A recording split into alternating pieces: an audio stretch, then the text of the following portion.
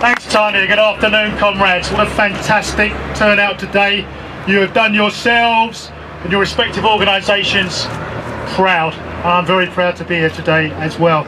I just want to set the record straight before I say a few things. You've been very unfair in the private sector this afternoon. See, they are good at some things.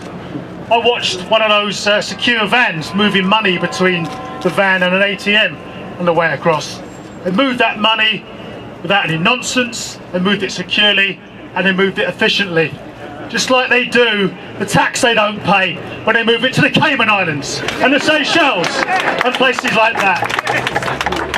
Because on top of the scandals we've been talking about today, there's another subliminal message here. It's about time this government did something about closing the tax gap. They want to find money to fund the probation service. Get it off the people that are evading tax. The same people you go and buy a coffee from in the morning. Think about that one. You know, some weeks ago people said to me, this campaign's over. No one's got any spark left in them. The fight's gone. There's no point calling more industrial action because it won't be very well supported. And I said to them, you just watch our members, and you have proven it yet again today, so well done. And also the Justice Alliance, our comrades in the Justice Alliance we've worked closely with in recent weeks to build this campaign up. We've been proud to stand alongside you. Well look, you've heard a lot about Chris Grayling, so I won't labour on that point, but he is at the heart of this systemic, blatant attack on the criminal justice system, a system that is clearly in meltdown. And I watched him pontificating on Sky News this morning, saying we have to do something about reoffending. You know what? We all agree with him, don't we? Except his means of doing so and ours are markedly different. But I've got a suggestion for him. If he wants to do something truly to assist in reducing reoffending, he should now table his resignation letter to David Cameron.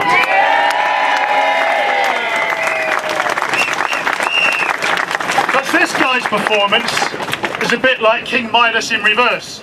Only this guy is on some sort of unknown substance in a parallel universe. And unlike Midas, which you know if he touched went to gold, everything this guy touches goes to cack.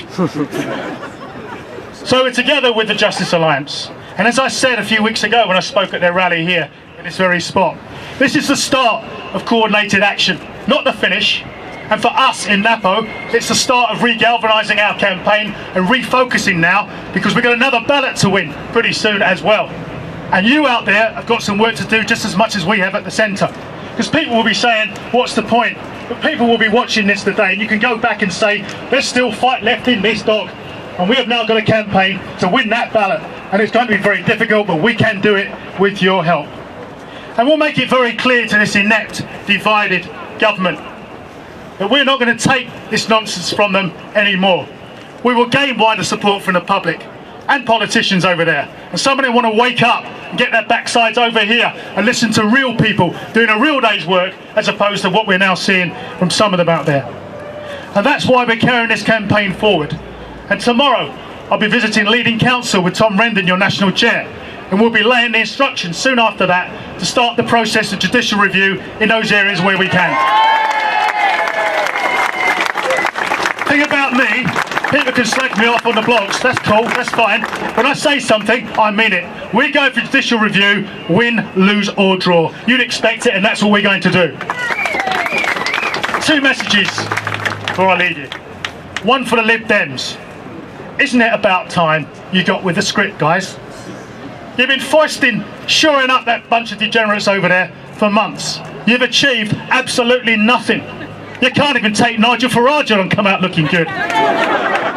What does that tell you? Nick Clegg, wake up, smell the coffee. Vote this government down, because they'll do it to you at the first opportunity. And if you do that, you'll win some friends, even at this late stage. And finally, to the Labour Party, fantastic support from our comrades, brothers and sisters from the front bench today, and you know how much we welcome that. But I'll make no apologies for repeating what I often say. Your support is welcome. Your movement towards where we want to get to is promising. But don't ever tell me that if any of these contracts are awarded to a CRC that you can't tear them up because it's going to cost too much. If you can threaten to tear up the HS2 project, which is worth quadruple billions more than probation contracts, you can do it. If you want to reverse the cuts and legal aid, you can do it. And instead of telling us what it is you're against, try telling the electorate what it is you stand for. Then you'll have a sniff at the election. Then we've got rid of